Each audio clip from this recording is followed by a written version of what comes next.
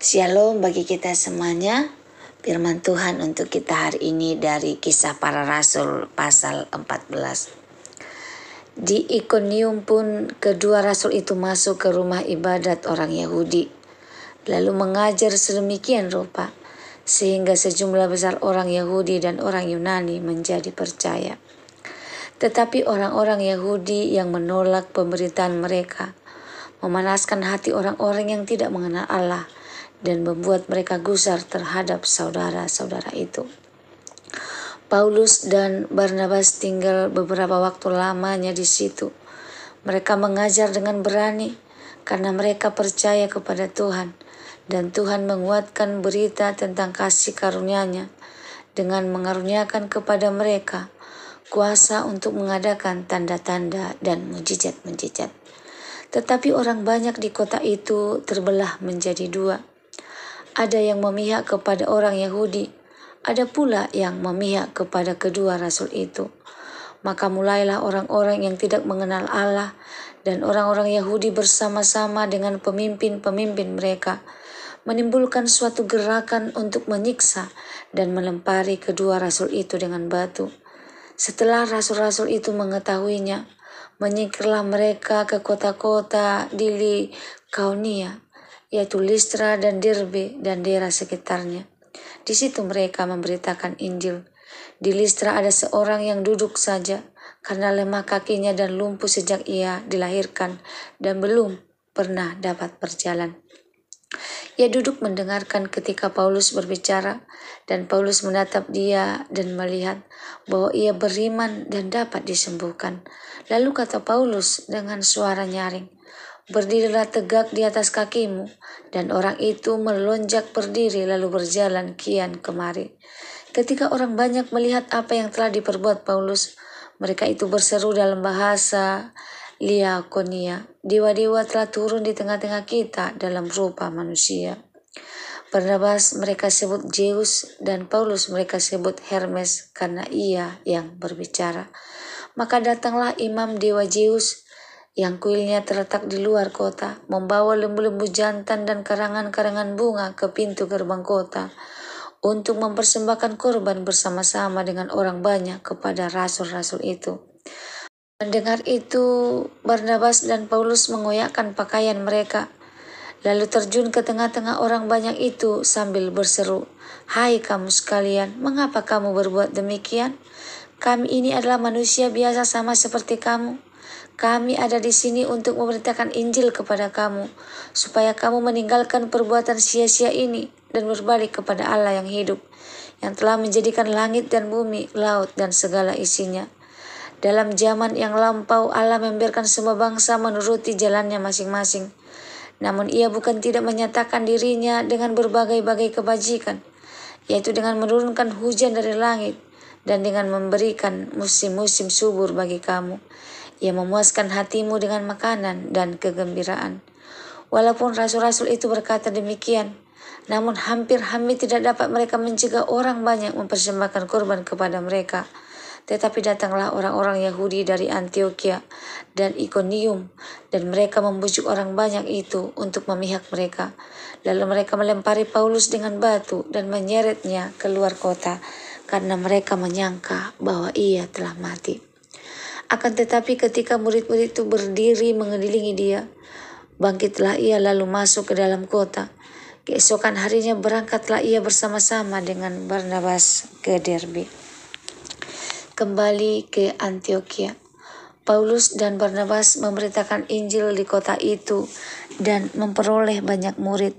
Lalu kembalilah mereka ke Listra, Ikonium, dan Antiokhia. Di tempat itu mereka menguatkan hati murid-murid itu dan menasihati mereka supaya mereka bertekun di dalam iman, dan mengatakan bahwa untuk masuk dalam kerajaan Allah kita harus mengalami banyak sengsara.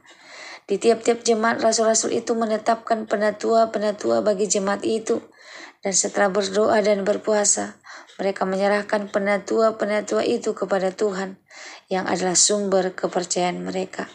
Mereka menjelajah seluruh Pisidia dan tiba di Pamfilia. Di situ mereka memberitakan firman di Perga lalu pergi ke Italia di pantai. Dari situ berlayarlah mereka ke Antioquia. Di tempat itulah mereka dahulu diserahkan kepada kasih karunia Allah untuk mulai pekerjaan yang telah mereka selesaikan. Setibanya di situ mereka memanggil jemaat berkumpul. Lalu mereka menceritakan segala sesuatu yang Allah lakukan dengan perantaraan mereka, dan bahwa Ia telah membuka pintu bagi bangsa-bangsa lain kepada iman. Di situ mereka lama tinggal bersama-sama dengan murid-murid itu. Shalom bagi kita semuanya. Firman Tuhan untuk kita hari ini dari Kisah Para Rasul pasal 14. Tetap setia di tengah penolakan. Saudara-saudara terkasih, pelayanan Paulus dan Barnabas di Kisah Para Rasul 14 menggambarkan perjalanan iman yang penuh tantangan. Mereka memberitakan Injil dengan penuh semangat, tetapi juga menghadapi penolakan, kesalahpahaman, bahkan ancaman kematian. Namun di tengah semua itu mereka tidak menyerah. Inilah gambaran nyata dari kehidupan orang percaya, bahwa iman sejati diuji bukan di saat nyaman, tetapi di saat kita tetap melayani ketika dunia menolak kita. Injil selalu membawa pertentangan. Ketika Paulus dan Barnabas berkhotbah di Ikonium, banyak orang menjadi percaya, tetapi sebagian menolak dan menimbulkan kekacauan. Firman Tuhan itu kuat dan mengubah, tapi juga memecah antara yang percaya dan tidak percaya. Pelajarannya bagi kita, jangan heran bila kebenaran menimbulkan perlawanan. Injil memang menentang hati manusia yang keras, tetapi di tengah pertentangan itu Allah tetap bekerja. Mereka mengajar dengan berani karena mereka percaya kepada Tuhan. Iman membuat mereka berani bukan karena keadaan mudah, tapi karena mereka tahu Tuhan yang menyertai. Mujizat membawa salah fokus. Di Listra seorang lumpuh disembuhkan, mujizat besar terjadi, namun orang banyak salah paham. Mereka mengira Paulus dan Barnabas adalah dewa. Paulus segera menolak kemuliaan itu dan berkata, "Kami ini manusia biasa seperti kamu." Mereka tidak mau disembah sebab hanya Allah yang layak dimuliakan. Ini pelajaran penting bagi semua pelayan Tuhan. Kadang ketika Tuhan memakai kita, orang biasa kagum bahkan berlebihan. Tapi kita harus cepat mengembalikan kemuliaan kepada Tuhan. Jangan biarkan pujian manusia mencuri arah pelayanan. Mujizat bukan untuk mengangkat nama kita, tetapi untuk menyatakan kasih dan kuasa Allah. Iman yang bertahan di tengah penderitaan. Setelah disembuhkan orang lumpuh, situasi berubah drastis. Paulus dilempari batu hingga nyaris mati, namun Alkitab berkata, ketika murid-murid itu berdiri mengelilingi dia, bangkitlah ia lalu masuk ke dalam kota. Luar biasa. Paulus tidak menyerah, ia bangkit dan kembali ke kota yang menolaknya. Inilah ketekunan sejati. Ia tahu untuk masuk kerajaan Allah kita harus mengalami banyak sengsara. Iman yang tidak goyah di tengah penderitaan adalah iman yang telah matang. Pelayanan bukan tentang mudah atau sulit, tetapi tentang taat walau sakit, tetap maju walau ditolak, dan tetap bersyukur walau disakiti. Allah membuka pintu baru. Ketika mereka kembali ke Antioquia, mereka bersaksi, Allah telah membuka pintu bagi bangsa-bangsa lain kepada iman. Dari perjalanan yang penuh penderitaan, Allah mengubahnya menjadi kesaksian kemenangan.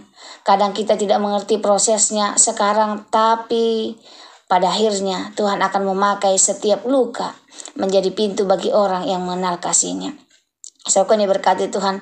Firman Tuhan hari ini, Paulus dan Barnabas mengajarkan 3 hal penting. Pertama, berani dalam iman meski ditolak. Rendahkan hati di tengah keberhasilan. Yang ketiga, setia dan tekun di tengah penderitaan. Tuhan tidak menjanjikan jalan tanpa batu, tapi Ia menjanjikan kekuatan yang terus berjalan. Jangan menyerah, karena setiap penderitaan yang kita hadapi bisa menjadi pintu bagi orang lain untuk mengenal Tuhan. Semoga firman Tuhan hari ini menjadi berkat bagi kita. Terima kasih, Tuhan Yesus memberkati. Shalom.